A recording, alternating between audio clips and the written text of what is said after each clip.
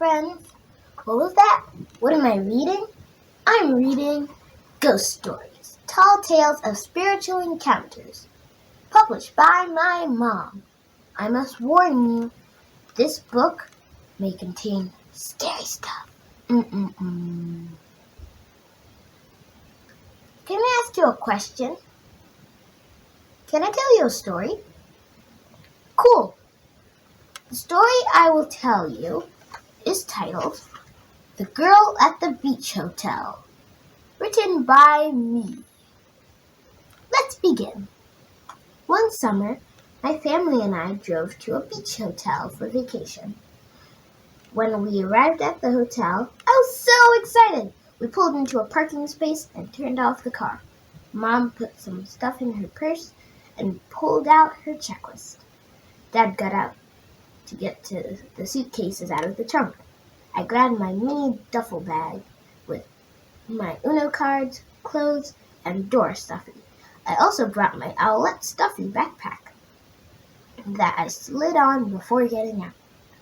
When I got out of the car, my eyes stared at the glass revolving doors and traced the doors all the way up to the hotel roof.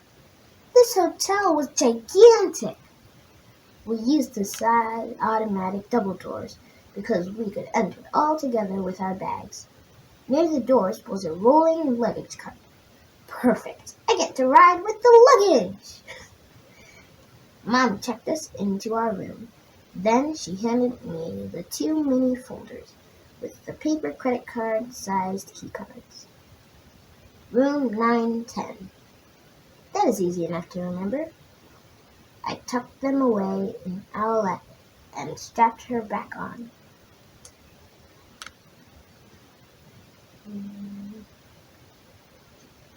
The tour guide was ready to show us around. She said we can leave our luggage next to the desk until we return.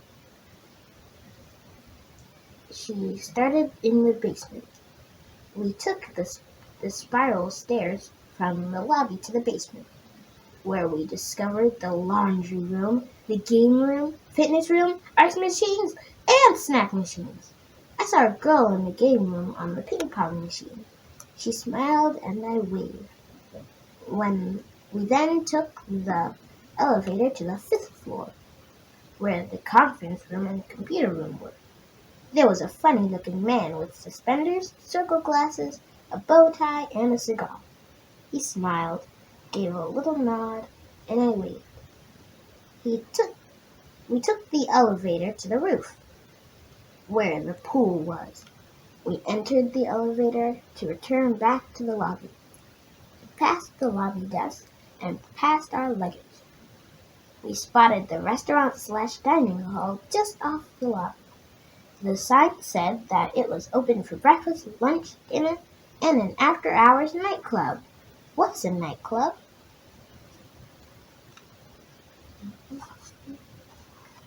The last part of our tour was the most exciting. We headed to the very back of the hotel on the lobby floor and discovered an inside heated pool. Next to the pool was an outdoor mini bar that led straight to the beach. Mom and Dad seemed excited to see the bar. I was more excited to see that we were right next to the beach. Woohoo! We have everything we could possibly want at a hotel. This vacation is going to be the best one yet. After the tour guide finished telling us about what time things open and close in the hotel and in the local area, she escorted us back to the front desk. She said, "That concludes our tour. Thank you for choosing us." Then she kindly excused herself to go to the office behind the front desk. I grabbed the cart because I could not wait to swing on it. Mom and Dad grabbed the bags and packed them onto the rolling cart. I held on as Dad pushed the cart toward the elevator. The elevator arrived and it was empty. Yay! That is luck, because that was the only way our family, the luggage, and the big cart could fit. The elevator dinged and opened to the 9th floor. Room 910, room 910. Aha! Here it is. Our room was the last room at the end of the short hall. Next to our door was a great view of the beach. We entered the room and chose to chill. I was happy to see that the room had a balcony view of the beach, too. It was a long ride to get there. We were so tired, it was late, and we had 3 whole days to be here. We decided to order room service for dinner, lightly unpack, and turn in for the night. It's 6 a.m. on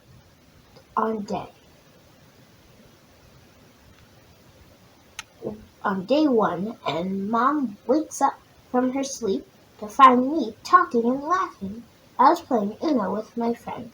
She smiled and went back to sleep. She already knew about my invisible friend Tiana, who she assumed was playing with me. Mom and Dad woke up around 10:30 a.m. Mom was rushing me and Dad to get our clothes on so that we could get breakfast before it was over. After breakfast, we went back to our room to get changed for the beach. Dad put on blue swimming trunks, laid a towel over his shoulders, and slid on his blue and white flip-flops. Mom had on her green one-piece bathing suit, mini skirt, and green flip-flops. I had on my PJ Masks one-piece swimsuit with matching flip-flops. I grabbed 2 big towels for Mom and me. I also remembered to grab my bucket and spade. You can't come to a beach and not build sandcastles. We took the elevator down to the lobby, walked past the restaurant, past the heated pool, and past the bar. We stood there a moment and smiled as we stared at the beach and water under the sunny blue skies. The sun was so toasty on my skin. I wanted to feel the toastiness on my toes.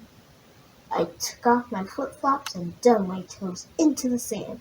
Ouch, ouch, ouch! My feet were scorching hot. I plucked them quickly off the sand. I felt like I was baking in a frying pan.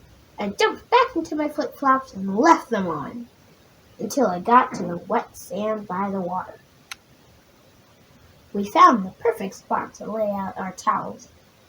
Dad grabbed a big umbrella for us and a lounge chair with an umbrella for him.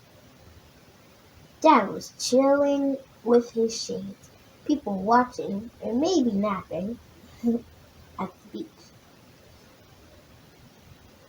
With his shades. At the beach, Mommy and I had so much fun. We built sandcastles. I made a starfish. She made a sand shark.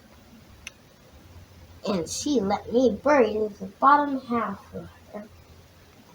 I turned her into a mermaid. We stayed on the beach most of the afternoon until lunchtime. Then we went up the stairs to the 2nd floor of the outside mini bar, which was a mini outdoor cafe. There was a band playing party hits, as Mom would call them. I knew some songs. Mom knew some songs. And Dad knew all the songs. There was a little something for everyone.